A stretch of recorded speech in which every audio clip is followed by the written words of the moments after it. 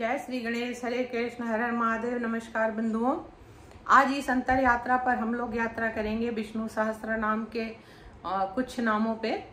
जैसा कल हम लोगों ने शुरुआत किया है, अभी कल हम लोगों ने विश्व आत्मा तक किया था। विश्वम विष्णुवस्कार भूत भव्य भवत प्रभु भूत कृता भूत वृता भूत आत्मा। तो आज हम लोग आगे का सफर यात्रा करेंगे। भूत आत्मा के बाद पूत आत्मा परमात्मा मुक्तान परमागति अव्यम पुरुष साक्षी क्षेत्र अक्षरेव च योग वेदनेता प्रधान पुरुषेश्वर नारसिंह बपुर श्रीमान केशव पुरुषोत्तम। इतने नामों पे आज हम लोग इस यात्रा को आगे करते हैं, चर्चा करते हैं। भगवान ने हम सबको कितना कुछ दिया है समझने के लिए, लेकिन हम इतना सब होने के बाद भी शायद समझना नहीं चाहते, क्योंकि आवश्यक है समझने के लिए थोड़ा अध्ययन करना या श्रवण करना। और हम लोग ना तो आज के समय में अध्ययन करते हैं और न ही श्रवण करते हैं, क्योंकि टाइम नहीं है। जो सबसे बड़ी आजकल की समस्या है हर व्यक्ति की कि टाइम नहीं है। उस टाइम को कैसे हम लोग मैनेज करें अपने लिए, कैसे उस टाइम को निकालें कि उस पल में हम खुद को परमात्मा से साक्षात्कार कर सके, परमात्मा को समझ सके, उनके विषय में ज्यादा से ज्यादा जानने का प्रयास कर सके। भगवान का नाम जो है पुतात्मा, जो परमात्मा, जो पूरे विश्व को, सभी जीवों को पूरे विश्व में अपने पुत्रों की तरह जो पालता है, जो अपने पुत्र की भांति स्नेह करता है, जो अपने पुत्र पुत्री के समझ कर ही उसका जीवन का मार्ग देता है, वो परमात्मा जो हमें ये समझाता है कि तुम्हें क्या करना है और क्या नहीं करना है, ये विवेक बुद्धि हमें देता है, जो अविनाशी है, जो सर्वेश्वर, जो सर्वत्र विराजमान है, वो जो असंख्य नेत्रों से हमें देख रहा है, हमारे कर्मों का हिसाब भी कर रहा है, वो हर क्षण हर पल जो हमारे साथ है, जो हमारे हृदय में श्वास के रूप में चल रहा है, वो हमें इशारा कर रहा है तुम अपने जीवन को कैसे संवारो, कैसे सुधारो। क्योंकि हर माता पिता को अपने बच्चों को अच्छा देखकर बेहद प्रसन्नता होती है। परमात्मा भी हम लोगों का जो सर्वश्रेष्ठ पिता है वो परमात्मा ही है। माता पिता तो बहुत सेकंड पे आते हैं, लेकिन वो परमात्मा जो हम सबको भेजा है, हमें भी, आपको भी, सभी को, वो भी चाहता है कि हमारा कौन सा बच्चा बेहतर निकलेगा, कौन सा बच्चा बेहतर हमारे लिए कुछ कर सकता है। क्योंकि इस सामाजिक दुनिया में भी जो माता पिता हैं वो सदैव अपने बच्चे से ये अपेक्षा रखते हैं कि मेरा बच्चा कितना अच्छा बने, कितना नेक बने। उनको गर्व होता है अपने बच्चे को अच्छा देखकर, कामयाब देखकर, अपने बच्चों पे वो नाच करते हैं।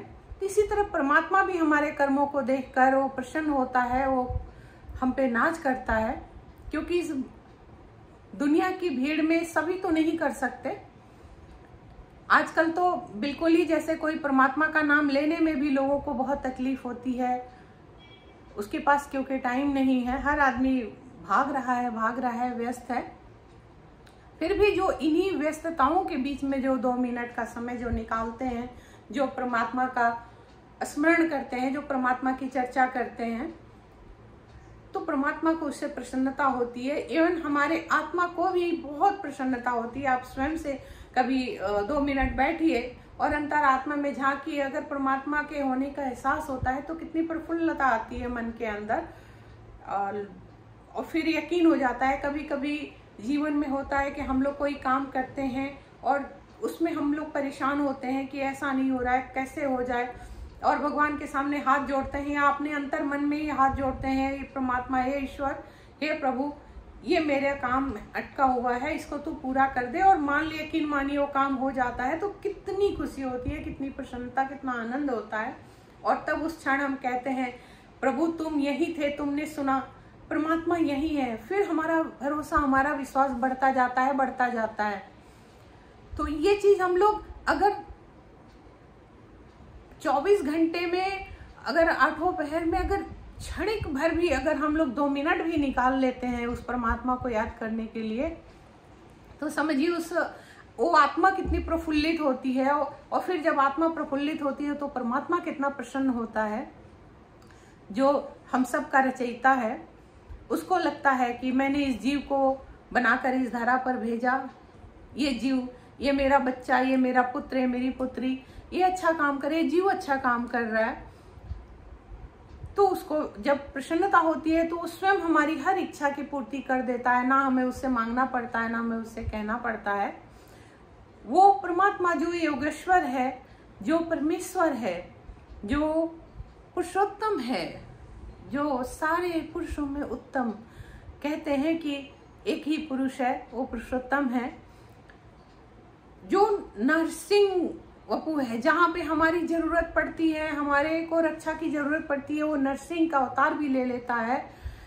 वो जो सदैव पूजनीय है, सदैव स्मरणीय है, वो पुरुषोत्तम, जो पूरे विश्व, जो पूरा विश्व उसका क्षेत्र है, उस भगवान विष्णु को हम लोग अगर अपने इस व्यस्ततम जीवन से थोड़ा भी समय निकाल कर याद करते हैं, उस हरि को याद करते हैं, उस ईश्वर को याद करते हैं जिसने इस सृष्टि की रचना की है और इतने सुंदर सुंदर रचना की है, इतने अच्छे अच्छे जीव भेजे हैं इस धरा पर, तो उस परमात्मा को कितनी प्रसन्नता होगी।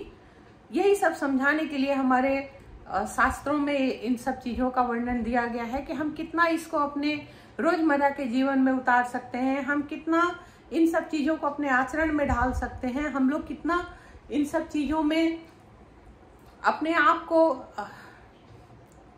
चाहे उसे तप कहिए, त्याग कहिए और योग कहिए, कि हम लोग कितना समझ सकते हैं। क्योंकि बिना आपको अपने थोड़ा सा भी समय निकाले, बिना छोटा सा भी तप किए तो कुछ भी हासिल नहीं होता है। आपको ये समय निकालना पड़ेगा, आपको समझना पड़ेगा, पढ़ना पड़ेगा। उस अध्ययन का हमें ये फर्क पड़ता है कि कहीं ना कहीं हमारा जो चरित्र है वो उसका निर्माण होता है, बेहतर से बेहतर निर्माण होता है। हम ईर्ष्या, जलन, द्वेष के, अहंकार, मद, लोभ से बाहर निकल जाते हैं। फिर हमें लगता है कि नहीं, ये जो कुछ भी है ये तो सिर्फ सर्वत्र परमात्मा ही फैला हुआ है और उसी की कीर्ति है। ये कण कण में जो रम रम गया है वो तो सिर्फ मेरा परमात्मा ही है। वो हमें जीवन की सीख देता है, हमें जीवन की प्रेरणा देता है। हमारा जितना भी शास्त्र है, जितने भी शास्त्रों में हमारे श्लोक हैं, जितने भी हमारे परमात्मा का जो भी जिस रूप में वर्णन है, ये कहीं ना कहीं हमें जीने की प्रेरणा देता है। हम सबको इससे सीख लेनी चाहिए और अपने जीवन को सुदृढ़ और सुखद और सुंदर बनाना चाहिए। आज इन्हीं सब चर्चाओं के साथ मैं इजाज़त चाहूँगी। चलते चलते आप लोगों से एक विनम्र अनुरोध है कि अभी तक मेरे जो भी चैनल्स, जो भी वीडियोस हैं, आप लोग मेरे चैनल पे कुछ लोगों ने जो भी सब्सक्राइब किया, लाइक किया, उनका बहुत बहुत हार्दिक आभार। आगे भी आप लोगों से अनुरोध है, कृपया मेरे चैनल को ज़्यादा से ज़्यादा लाइक कीजिए, सब्सक्राइब कीजिए, बेल बटन को अवश्य ही दबा दीजिए, जितना हो सके शेयर कीजिए। फिर अगली वीडियो में नए विचार के साथ फिर मिलते हैं, तब तक के लिए इजाज़त दीजिए। हरे कृष्ण।